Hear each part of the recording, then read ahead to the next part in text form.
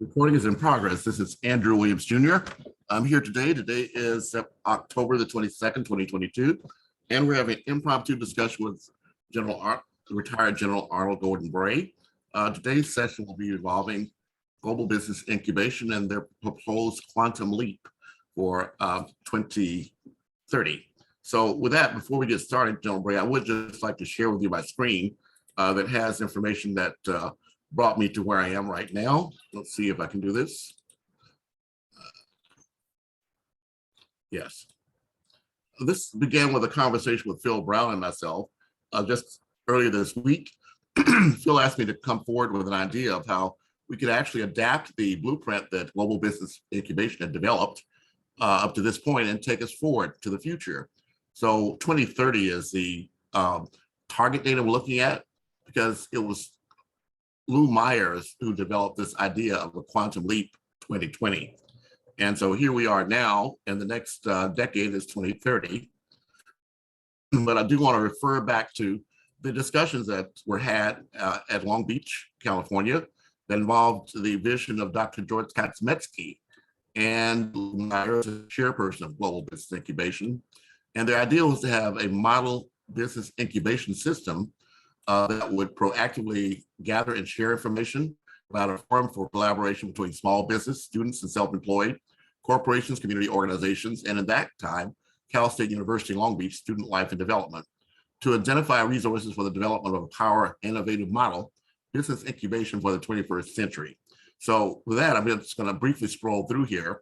But the idea, General Bray, is for us to find ways that we can expand this concept from just here locally in Los Angeles or Long Beach, or even in California, or even in the United States, to take this on a global basis.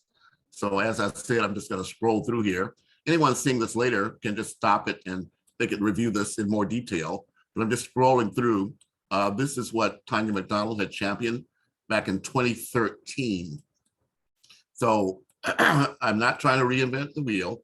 All I'm trying to do is find ways we can adapt this basic blueprint for the future as going forward. I do know, General Bray, that you have been active on the continent of Africa, and I do want to let you know that it was specifically Africa that Phil asked me to develop a strategy that we could move forward with GBI that impacted Africa. However, as I explained to him, Africa itself has come up with a plan, a blueprint of its own for 50 years that they launched also in 2013, called the African Union Agenda 2063. So with that being said, the idea is that this is the first 10-year implementation plan of the African Union's Agenda 2063 through 2013. I'm sorry, from 2013 to 2023. So ideally, what we can do is, being conscious of this 50-year plan, take advantage now of the remainder of this first 10-year implementation plan between now and next year to align ourselves with this global vision and find ways we can empower people around the world. So having said that, General Bray, thanks for joining us, and the floor is open. Well, first of all, Andrew, you know, you said more than a mouthful. Yeah. I'm going to try to take it in pieces, if I may. Of course. First of all, there are targets of a future that we are envisioning. And so from that perspective, we have to look at the environment that we're in and then see what do we think the environment will look like without change as we go forward. And you put out two very clear chunks: 10-year window, which allows us basically a fiscal review of about 5 to 7 years, and then an environmental view that allows us to go just beyond what is fiscally being prepared for right now. Secondly, you did another one which pushes out with the African view, where they push themselves beyond the vision of existing technologies to hopeful technologies, hopeful capabilities, and environmental change. So, having said that, today we sit in a world that is that is in exceptional pivotal change, whereby there's a nationalist feelings that are competing hard with those who are trying to establish themselves and acknowledge that there are racial tensions all over the world. You cannot name a particular body or nation where there's no tensions having to do with race and racism. And as a result, what it has created, and this is a term that I think recognizes that complexions, ethnicities are going to change. And that is the U3D, underserved, underrepresented, undervalued, and disenfranchised. They will have, that body, I believe, is going to exist in varying degrees across the world, all the way out to the 2050 period. You can see some of the substantive changes that are happening right now. In these United States, there are those who are talking about the tensions of economics and where they reside. Well, what is happening is we're losing our middle class. And unfortunately, our middle and lower class is where the U3D culturally still exists. So in that group, there is the idea of where can you find change to create a middle class. This is the space that the Emerald team can find its space. The most substantive change in the United States and in most countries has been through those who serve in our militaries and use it as a platform for both world understanding, compassion for others, and a deeper commitment to their nations. And so the Emerald team, because it focuses on trying to help some of those who have served get into business for change, it is a great space because that space does exist now and it exists in the future. And in our United States, announced just recently, based upon the policies that have existed, we have just seen the first drop or reduction of $1.4 trillion in an environment, ironically, that is generating a $1.2 trillion debt annually. Still making for something significant, a $2 billion reduction annually. Sounding like nothing, but what it does is ultimately it will start to mean that there's borrowing space. And the businesses, there are gaps in businesses that are out there as we shift from service to industry to the complexities of technologies that haven't even been invented yet, and some who are in their embryonic stages. So that means that innovation and views of what's needed, what's necessary, are off the chain. Unemployment is running right now at historical lows. That also means that there's funding out there, there's jobs out there, and there's competition for jobs and funding and innovation. I see this as a space for us to, first of all, to recognize, help develop ideas that have longevity to them. Bringing in a team of people who are both economists in nature, those who are actually business people who understand business, not just where it is, but where it's going, sources of funding, and then are able to teach these young folks who are coming up with ideas what it is going to take to survive both the reality of the idea to business and then adjust to the environment that they're in. And then secondly, people who are able to think deep. So think about whatever it is you're creating now, how it may or may not be affected by the environment that's coming. Even telling them some cases the hard truths, e.g., you've got a great idea today, but it's going to be gone in 4 to 5 years because industry is going to take it out. So now once it changes, are you prepared to change? And in the 3 to 5 year window, are you prepared to make the kind of investment to move to what's next? because no matter what it is, there's a what's next to that industry, and we've got to be able to teach them and help them go through that period.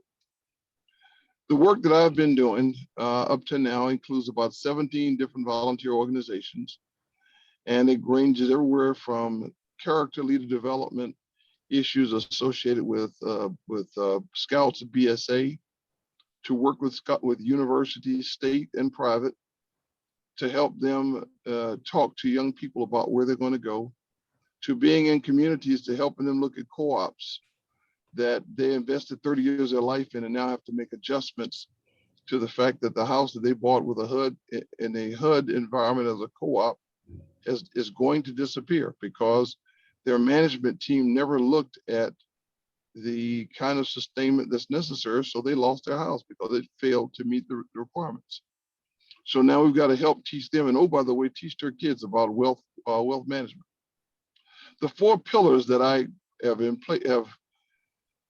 invested my life since I retired are character leader development, health and wellness, education, obviously as the main effort, and specifically science, technology, engineering, and math, and arts for innovation, and wealth and financial literacy.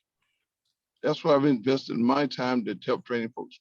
Personally, on the last end, I look for myself with stability and survival. I'm not worried about wealth building, but I do understand it. And I try to point them to people who want to make their lives into that environment. But more often than not, the people that do that at the very end, they don't give the time to it, they give the money to it. And so to that end, I push myself on the front end and my efforts into character leader development, because it embraces the values, I think, of my service, which are loyalty, duty, respect, selfless service, honor, integrity, and personal courage. So all the things I do in this life are associated with helping people from that U3D community, especially children, helping them make that change and understand what the world's going to look like. Now, there are multiple organizations out there, but right now that are interested in doing something, some parts of it. Global Business Incubation, because it focuses on the business side, still has to make sure that just like building a house, giving someone a house, we've got to give them the other structure around it. And to that end, I lend my tools on character development to this group, and my interest into strategy, diversity, and leader development. I lend my tools to that. I lend my skills to that. I lend my knowledge to that effort. And I enjoin anyone from any of the other organizations to be part of what I call the coalition of the willing, to move forward and help us move as a nation forward, because it will take collaborative. It's going to take collective impact models to move forward. And I work with several different organizations in that vein. And to date, they have been 95% volunteer in nature. Now, to be fair, that's unsustainable because everybody doesn't have a separate steady income. And so that makes for ebbs and flows of consistency. So for the longevity of the program, for the longevity of the efforts of GBI, it has to itself become somewhat of a business to make sure they can provide livable wages for the key people who will be doing the day-to-day work to make it come to pass, and then be able to sustain the others at some level when required and when asked. So to that end, I have extended and continue to extend myself to the likes of Andrew Williams and of course Phil Brown and that team, and my buddy from now 2013, Michael Rendler, and all the others who are willing to sign on. And I embrace the vision of the McDonald's as we had from the moments of our meeting in Las Vegas and Los Angeles. So to your questions, I stand ready.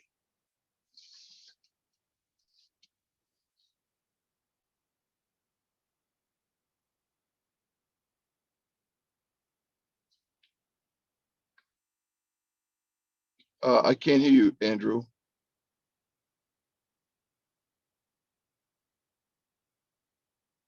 Andrew, I can't hear you. Thank you so much, probably because I was muted. I was explaining to our audience, I'm going to bring up the website now for Global Business Incubation and then GBI Emerald Veterans, because we have to begin where we began with, right? So my own introduction to Global Business Incubation happened in the year 2000. That was the year that Paul and Tanya McDonald received the Millennium Award from the Clinton administration for their work in downtown Los Angeles. At that time, both the founder of Global Business Incubation, excuse me, or chairperson, I should say, Dr. George Kaczmetsky, actually made the trip here to Los Angeles.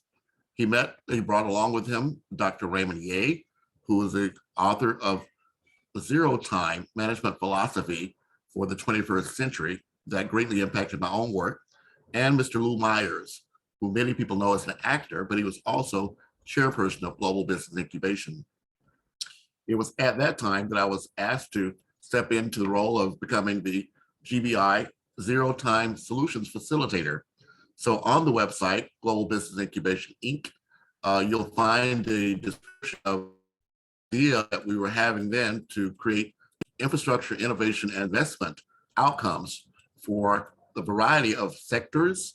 But as you can see, that does include, at that time, the Veterans Project, a manufacturing consortium, a youth entrepreneurial impact program, and a social entrepreneur organization. Some of the initiatives involve the Kwanzaa Collaborative, the Communiversity, Technical Institutes, and Vet the Veteran. And let me say that Paul Ruffin has also been invited to participate with us as well, because he's actively involved right now with the Veterans Administration in Minnesota. And we also have been working together to find ways we can deploy the GBI systems as an infrastructure going forward. Because as you know, there are only right now 5 corporations that control 95% of the world's media. However, it's up to us to create what we believe is a scenario motion picture. And by that, I mean an introduction of the vision of the future that actually begins right now. So we can work backwards from the reality that we articulate in a comprehensive method for us to move forward, as General Bray has mentioned to us, on a step-by-step basis. So I'm just sharing here briefly some of the key participants with what we're doing here. But again, General Bray, it is the Emerald Veterans that has been the linkage between our ongoing work, yourself, myself, and even on the first Monday of every month with the conversation with Michael Rindler, architect. So all these are very relevant. I do want to say also, General Bray, before addressing what you said, is that my collaboration here has been a bridge between the various technologies and also the various networks.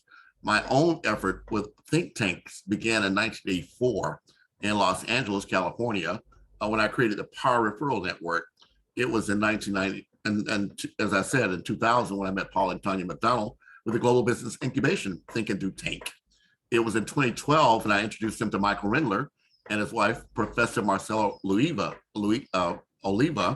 with the Los Angeles Trade Technical College Encounter Think Tank. So this is being streamed right now to the Facebook group, Facebook groups, facebook.com/groups/encounter think tank. So this is being live streamed right now, where we have over 2,500 people around the world who have this like-minded commitment to this outcome, General Bray. So I just wanted to give that backgrounder before we proceed. But thank you so much for this introduction. Please let us know what it is that you're doing on your next conversation with General and the Architect might lead us towards that important date in December 6th of this year that does impact the racial implications of the United States Constitution and our place in the world, if you think it's appropriate now. Well, I'll connect the dots because you've thrown out some pieces that will make people's appetites get wet by just the what does it mean? Well, what Andrew is referring to is, for many, they have applauded the United States for recognizing the Juneteenth as a date of freedom for people of color. But the problem is, it's a misnomer. The date of Juneteenth was the recognition of the state of Texas as the last of the southern states to end slavery based upon the emancipation that was issued in 1861, 1863, excuse me, 1863, by then President Abraham Lincoln. And so for many, they thought that slavery in the United States had ended with the southern states having abolished slavery, a key mandate for every state to join the Confederate States in their Constitution. And there was one specific passage that required it to every state to join the Confederate States, was that you had to accept slavery. So as a propaganda document, Abraham Lincoln in 1863 declared that all states, all indentured or enslaved persons in the Confederate States were henceforth free. Well, most Americans don't realize that there were 5 states that were not part of the Confederacy that maintained slaves: Missouri, Kentucky, West Virginia, Maryland, and Delaware. Those 5 states still had slaves legally in the United States, but they never seceded from the Union. And Abraham Lincoln never required them to have to give up slavery as a piece of the requirement to stay in the Union. Because remember this, they left the Union. The other states left the Union. They weren't pushed from the Union, but they left based upon the leadership of South Carolina that used the pretense of the right of states to do what they chose to as the basis for their leaving the state. So, and to move forward without giving a complete history lesson, on January of 1865, that's when the 13th Amendment, which abolished indentured servitude and slavery in the United States. And it didn't go further enough. It took the 14th and 15th Amendments later on to really make African Americans full citizens by law. And the Civil Rights Acts of 1865 all the way up to today, and specifically the elections in 1965 to make that come to pass. But it wasn't until December 6th, 1865, 5 months after the Civil War ended, that the 13th Amendment was ratified. That's when the states of Maryland, Delaware, Kentucky, West Virginia, Missouri actually were able to, where slavery was illegal. So December 6th is a date that I've been pushing for as the real date for freedom in America. And as an outcrop of my own interest in what freedom really means, I have been under the leadership of Dr. Karl Mack. I encourage others to recognize that day as a date of freedom, and to do that, I think that we as a nation and as a people, all people, should try to honor the industries, the stores, the banks, the businesses of African Americans with a very concerted effort on that day to acknowledge that the freedoms that were gained, because part of those freedoms that the 13th Amendment brought was the right to ownership, to land ownership. As a citizen of the United States, the right to even occupy leadership positions in governance. The things that would lead on to, first of all, challenge what was necessary to be created in the 14th and 15th Amendments, and ultimately the right to vote without oppression in the 1965 Civil Rights Amendment. And then, by the way, that right still continues to have to be revised because it's not been cleaned up yet. And that's what you'll see in politics right now that people are talking about. These are all outcrops. And so December 6th begins that. And so December 6th should really be in most Americans' mind. And for Texans and others, the Juneteenth is a great celebration. I don't celebrate it in that vein. I celebrate it because it's been called a national holiday, but the real holiday should be recognized as December 6th, and we should celebrate it for its economic impact and power. So that's what Andrew is alluding to, and so I share that story. I tell that I've become an advocate for moving toward it, not as hard as I would like to, because the Juneteenth movement was still fresh in everybody else's mind, and it's just hard to try to re-educate folks on what is absolutely empirical from what I said. And by the way, I hope some of you who are clicking around there, you're already going through and looking at my facts. My facts are tight. So again, December 6th, and by the way, it was Georgia, ironically, that became the 27th of 35 states to ratify the amendment that made slavery illegal in the United States. I hope that wasn't too much, but it had to be stated like that to move forward. Is that what you're looking for, Andrew? Yes. Thank you so much. And it's, of course, very relevant to me because, in fact, I am a native of the state of Georgia. I was born in Macon, Georgia.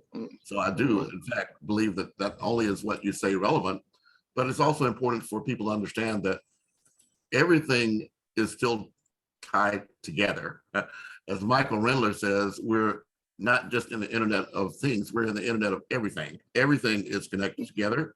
And that brings me to Sankofa, which, as you may know, is an African term meaning that it's okay to reach back for what you left behind to go forward together. I do want to take a brief segue, however, if I may, briefly. There's a discussion that you and I had, General Bray, that I want to revisit, right? Because part of what we're talking about is the empowerment of people of African descent worldwide. Now, August of last year, the United Nations actually formed the United Nations Permanent Forum for People of African descent. But here in the United States, we have a particular responsibility to be the ones that are the change that we want to see. Now, several months ago, General Bray, I made the reference to this particular article. In it, it says, in the red, the U.S. failure to deliver on a promise of racial equality. Now, I take umbrage with that because it is, in fact, a statement of fact that occurred back on May 5th of 2021. But I agree with you, General Bray. The United States has not failed. This alludes that it may be failing. But the truth of the matter is that in the United States, as is true around the world, there are people that are dedicated to achieving one or more of the Sustainable Development Goals, and their businesses and their organizations, nonprofits, are actively engaged on one or more of these goals. One of the key problems, however, is that we're not documenting the work that we do. And this is going to bring us back around to this idea of what we're creating of the scenario motion picture of the future, because we have to document the reality of what we're dealing with. But this study was done, General Bray, by, among others, Howard University. What they're basically saying is that here in the United States, none of the 50 states in our union is even halfway towards accomplishing the objectives of the Sustainable Development Goals. In fact, the one that comes closest is Hawaii, with a score of 45.6%, and the number goes down from there. But here's the thing, when you look at the unequal distribution of resources by race in the United States, then you'll see that it is in fact a very few of the states that are even halfway towards accomplishing this objective. Green would be all the way. So you see we're in a very terrible situation here. But in terms of these, again, anyone can review this more deeper into this particular chart or this page. I'll also put it in the chat when I get through here. But General Bray, we're coming around to the fact that it was actually here in the United States when Paul Robeson presented the We Charge Genocide to the General Secretary of the United Nations that put it on the front burner, that what we're facing here in the United States is not unusual and it's not unheard of, but it does have implications on a global scale of these Sustainable Development Goals. Charles D. Sharp of the Black Emergency Managers Association let me know that one of our most recent members is in fact a Black Sustainability Task Force. They're going to COP27 that'll be held in Egypt in just a few months from now. So we do have people that are on the front lines of making sure that we have a voice at the table. For global business incubation, General Bray, there's a close relationship between what the Department of Defense is trying to accomplish and our budget just went into effect on October 1st of this year. On a global scale, the United States has made its dedication to accomplishing certain goals and objectives that impact Black veterans, not just in the United States, but around the world. So I'd like to ask you, General Bray, if you see a pathway forward that we can in fact connect the dots from a business standpoint for our veterans and accomplishing the objectives around the world. Okay, let me do something here that will, I hope some of you, when you watch those graphs, you felt uneasy.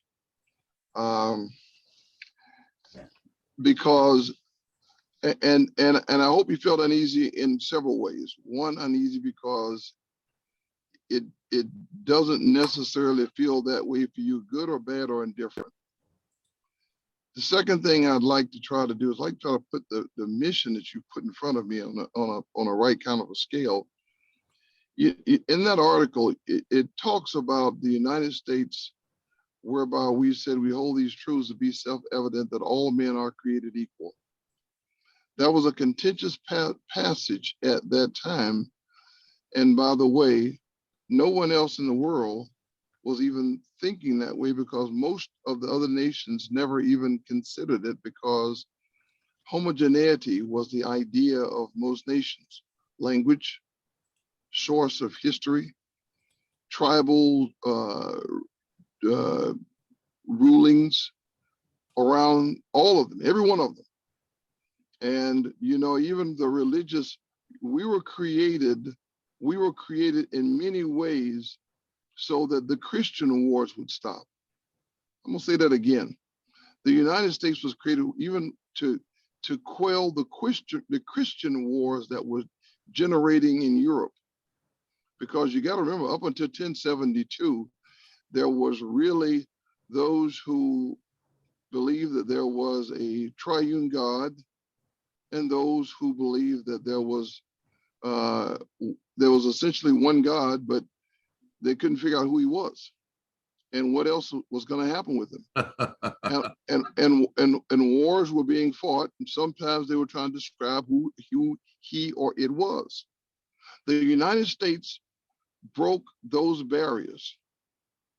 And if you go back, and there are multiple books, but I like 1776 by McCallum, it goes into some of the discussions because all of a sudden, remember, every country every country, I'm gonna say it one more time, every country that has a monarch believes that he or she was appointed by God, their God, whatever that is, whatever God there may be.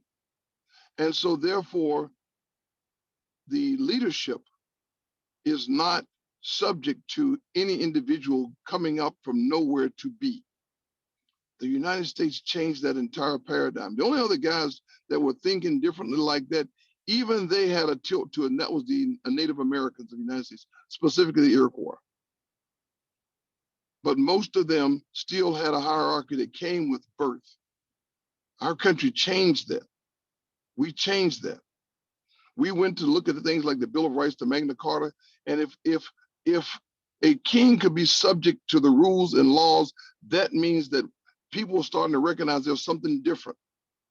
But even that country that created that still has a king. They made the world fall out for her death recently. The United States does not accept that. So it's important to understand that basis. So that's what gives me the raison d'etre to be here on this net, to try to be the reason to exist on this net, and why I push for this nation, why I fought for this nation, why I still fight for her with words and other deeds to talk about her in that fashion, in spite of the ills that go with the bumps of trying to change the traditions of man. Really important. So we are on a regression analysis model that is allowing us to change. That is allowing us to change. Even on Hawaii, where the Native Americans the natives of that country have been repressed, that was part of the conquest and control, but they're trying to reclaim. So it is natural that isolated piece will be first to change, because they recognize some of those things and their borders are very easily controlled. Now, as we talk about a lot of what we're doing in the context of African and African Americans, it is really important to understand that Africans on the continent, they call themselves Africans.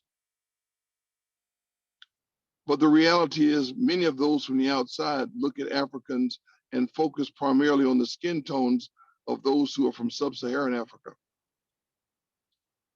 and those who are from the west coast of Africa, where the slave trade was made most, I'm gonna say that again, most prevalent. And they focus on that, but the continent of Africa is a migratory piece. The continent of Africa is a landmass that is occupied in the space that is east to west, the same as going from Chicago to Honolulu and from New York to Moscow, with nothing, no mountain ranges that are so significant that they cannot be passed over. And so the populations of that space and the African diaspora is one that is linked to Europe in so many ways. And those who are of dark skin, and we claim as our ancestral lands in this country, we're linked to, and by the way, how we do on this country impacts the world, because we recognize our source of heredity. We recognize the place of anguish where our memory dies. And so there is a natural linkage. And so we have a commitment to make sure that those roots, and I guess that's a play on words, but not by design, those roots are strengthened and fed so that they are made strong, because one, that is going to be the source of people of color worldwide. Because there's migrations that took place. Ours was just the most noted because it was not a migratory design of the people, it was forced migration and forced immigration. And so what we are doing in this country is playing catch up. So when I look at graphs like I saw, if I could put that on a regression analysis model, I'd like to see where the peaks of change over time have come, and specifically starting at about 1860, and then apply that to the laws of the lands where they are. Look at what other nation other than the United Nations has put at least one person of dark-skinned complexion as their leadership. It can never happen in Europe because they haven't really, well, it can now, but maybe it can because it depends on what Markle and Prince Philip does. Okay, and if that gene ever gets to be recessive and comes back up, but that's not in their psyche. And in spite of all the progress of Germany, it's not even closely or remotely on their screen. None of the G8 will have anybody of color. So when there's a point at this nation for our failings, look at our successes, because it has been this nation. It has been the struggles of those that push back all the way from John Adams to current day that have recognized that there's an inequality and there's a willingness to put people, the right-minded Americans, to put the right people, the most brilliant minds, the best hearts and minds collectively in place. President Obama's election was not the windfall of civil rights that everybody wanted, but nor should it have been. He was a president of the United States, not a president of the African American population. Nor was it a time to try to get back or get even. It was a time to restore legitimacy of a president of a United States.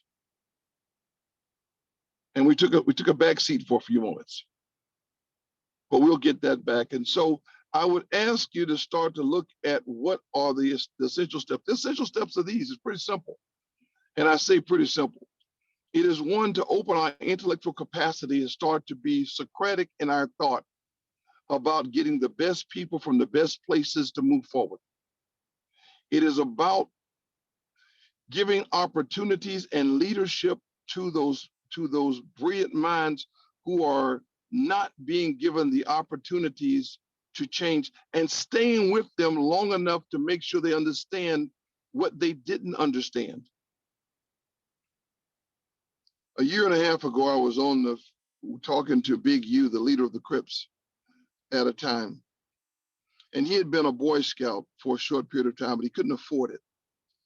So he found other leadership, quality leadership. And unfortunately, it was absent the kind of background that we would call wholesome and committed to a larger picture of a nation. He has since trying to redirect his energy to change young men in his lives and their lives in his communities. Does he still maintain some level of linkage to a life that he once led? Absolutely. But his vision has changed. His vision of change, his vision for the young people he knew has changed. Similarly, we must all recognize that our vision, where we stood from when we were in a different position, has changed. The number of African-American billionaires have changed. That in itself then enables the kind of change that people like Oprah Winfrey is doing. So she's going back and giving back, showing a different version of the kids that she's teaching on the African continent. And by the way, her work that she's doing, the work that some of the NBA players are doing, it is small in scope, but the media message that comes from their work is greater than the size and the number of people that they're affecting. Because as we rise, we become the ocean for the ships of African Americans and Africans around the world. We help raise that tide. And part of it is done by the work that you're doing, is putting it on screen. The movies, the televisions, those are the places that once only the elite could see when they went to the theater, the plays, the great books that were written of time that were printed so that only the most wealthy people had access to them. It's getting to the masses. And so the visual screen, the silver screen as they call it, that is where people are absorbing information, and then in conversations that are substantive and based upon fact, and the rules of fact still exist. We've got to continue to go back to original scripts, original stories, even because we know that the African population and even the South American population and some of our Native American populations, the method of historical transfer was oratorical. We have got to take what has been written and transfer it into manuscript, into footage, and back it with multiple different perspectives to create the authenticity so that it becomes history in the sense that everybody recognizes it for what it is. By doing this, we elevate people's impressions of who they are, impressions of their belonging. It also elevates the idea, the vision of who they might be. Inspiration and aspiration go hand in hand. There's a Dr. Carl Mack I talked about, and I love him dearly. He's a good friend. He went to the University of Mississippi and he was taking quantum mechanics. But before he knew his history, he thought he was breaking new grounds as an engineer. And so his study, when he faltered at a place, he thought he was going through for the first time. He thought he was going through the door. I'm an infantry airborne ranger. And so when I go through the door, the first guy to go through the door, he goes into the blank unknown. He has a job to do, and that's to enable those to go behind him, not falter in the door. And so he goes through there blind. He goes through with a focus and blazing with very little specific direction or knowledge of where to go. Dr. Carl Mack, once he found his history and found out that there were many people of color who were engineers throughout history, world history, he said it would have changed his levels of tenacity. That's what our real challenge is for what we're doing right now, is to make sure that we give a great vision and use the math of it so people understand that if you're on a Moore's law type change, which I think we really are, we are not on a straight linear graph of change. We are making exponential changes daily. Last year, there were some number of African-American billionaires of color, which, by the way, the majority actually still reside in Nigeria, but they've got to figure out how to give back. But African-American billionaires are now changing almost daily, at least monthly, adding someone new. People who at one time were themselves Ice Cube, Snoop Dogg, living off something else. But people say, well, that's remarkable. I say, well, I don't think so. Because even Joseph Kennedy started out very differently with a vision for change for his sons. That really is more the American dream than people realize it is. In fact, I was listening to Jay-Z's rap recently where he's talking about it, and he brilliantly puts it into poetry, how he has changed his life from what he was doing before. On a smaller scale, today, right now, this is what GBI can help people do with the businesses that they're coming in with legitimate ideas. helping them get a footing and making sure they understand that there will be struggles. And most businesses fail in the first 5 years, but if you can weather the storm, if you can commit and understand that for the first part of your business, you better understand it's your life, because you've got to micromanage. You've got to know until you can get the people who can support you, until you know what your real sales and stockages and your supply chain management systems are. Not just what they were when you first did your business plan, but the next piece. And then, oh, by the way, to see if you read the climate right for your business. And oh, by the way, are you still looking at the climate as you go through? That's what we got to do. This is why history becomes so important to us, to understand who you are, where you're going, and who you're going to impact. And once again, I know I've gone long, but I think it's important to put those things in context, because when you say US, you must understand leader, world leader. We didn't get appointed that. That's what we grew to be. And that's a role that we can't walk away from, because we represent so much of a multicultural world that nobody else has the resources of both people and finances to be the leader. They can teach us things, but we've got to lead, and we've got to step up. Well, thank you so much, General Bray.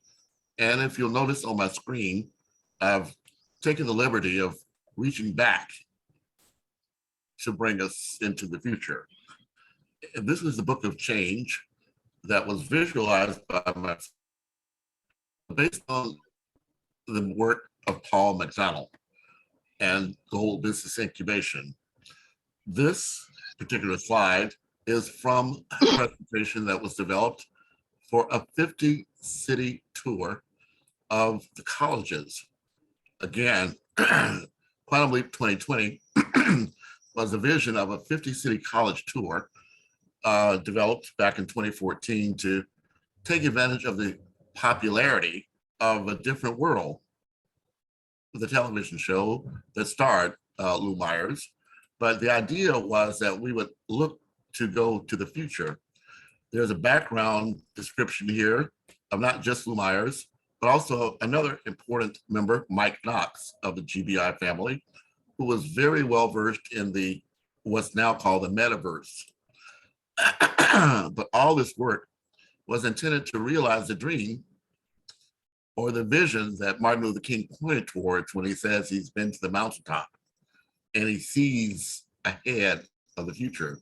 But we have to monetize the dream, particularly for our young millennials, in order for them to become engaged with us going forward.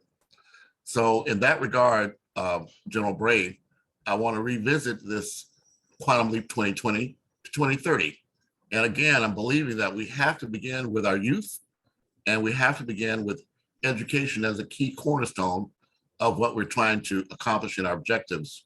So I do look forward, General Bray, to ways that you might suggest that what the work you're doing now that involves not just individuals, but groups and organizations like those, not only of the veterans, but also of those organizations that were put in place by the United States government to address some of these issues, like the Housing and Urban Development Department, right? So not everyone knows that it's the Department of Housing and Urban Development that is our interface with the UN Habitat. They have a global plan that they developed back in 2016, a 20-year plan called the New Urban Agenda to engage the people in our local community on a global scale. So I know, General Bray, I've taken up a lot of your time, but any thoughts that you have about ways that we can actually use the experiences that we have now to look forward for this next 2022 to 2023 to give us a springboard to 2030? I would certainly appreciate your thoughts on that. A couple of quick things. I've talked one of them, and I'll get just a minute, but Holland Urban Development has a strategic plan and they've got the leadership role to look at America's population and be the element of change. They define the American population, specifically those who are living below the poverty levels, and they're the ones that direct and put the labels on who gets assistance and why they should get assistance. But they also have written down there was a group of us in 2012 who actually listed the lines of effort that we need to have crosstalk and change for. And the Housing and Urban Development took those and they culled them down to 4. And they're the 4 pillars I talked about earlier, which is character leader development, mental and physical health and well-being. That's a recognition, by the way, that kids can't learn, families don't learn if they're incapable physically and mentally, and sometimes the communities they're involved, they're mentally impaired because some of the conditions of the kids replicate what I saw in combat, which is PTSD, and you got to address that. The third one is, and I call it the main effort, and I said it before, it is education. And so the Housing and Urban Development is working to try to put STEM innovation centers, give kids access to internet, making sure they're working those things, because the world's no longer competing with the person next door who might be in the same position you're in. We've got to train kids to compete with the best in the world, whether it's in China, or whether it's in Russia, wherever it is, and the internet allows them to do that. And then the last is the idea of don't let kids be trained just for learning's sake, nor should they be in a place where they have quote unquote a job. They should be learning about financial literacy and wealth building. And that's the 4th pillar. So everything is interconnected, and collective impact models. And you talked about some of the groups. There was I'm working with multiple groups right now to try to get collective impact and moving forward. And GBI is one of those.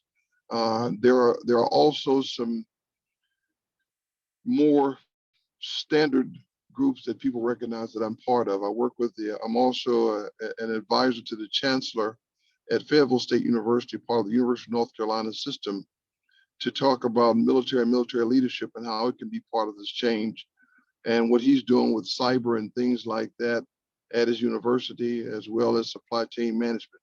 Again, back to some of those things that will exist for a long time. I work with the East Carolina Boy Scout Council because I'm a firm believer that is the best training for kids under the ages of 18 in the world. It really is. Leader development training with get kids out, gets them to looking at themselves in different environments and moving forward. And by the way, for those who are worried about who used to be, just so you know, all the charges were go back as far as 1909. So take it for what it's worth. And again, remember this, those who do things bad is like a bad policeman. Never confuse him with being what the police is about. That's not the standard. Or a bad priest. It's not about the priest. Those are bad people. The other one I'm actually a member of is Kiwanis International, because it focuses on children. It focuses at different levels, whether disabled all the way up to those who are in college, trying to make them better, and the same principles applied. And there's emphasis in all the groups I've just named to being more diverse, especially now to recognize the power of diversity.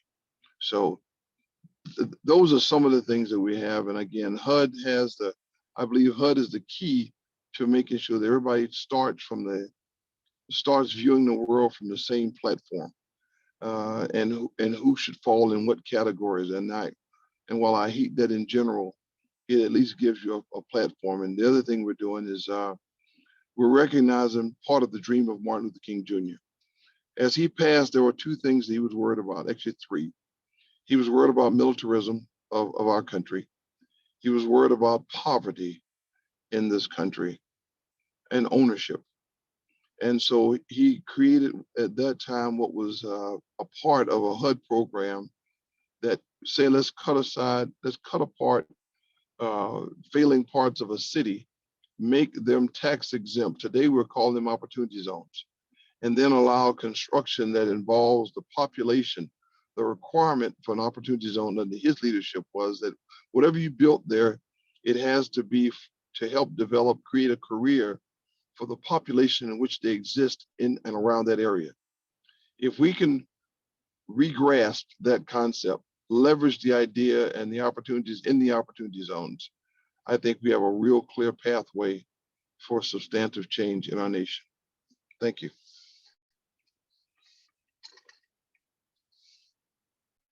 Well, thank you so very much.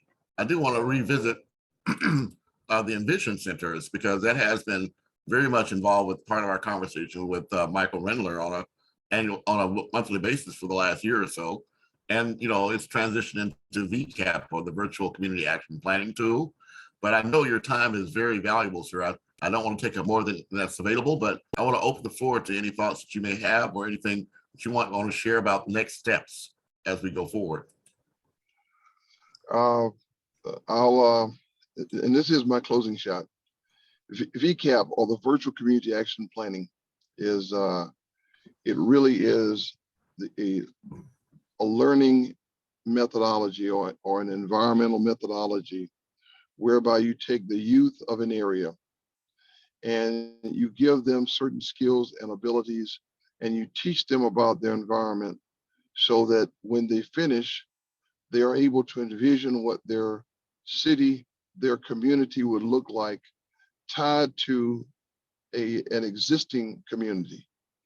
And in it, you talk to them about all of the pieces associated with the community: the health, the transportation routes, the businesses that are important to where they live. And that design, the virtual community action planning, becomes the creative tool that teaches the kids how to talk about it, how to explain it, how to do the mathematics, the engineering associated with it, how to understand the history of where it is and and how it applies. So it embraces all four pillars ultimately in this grouping.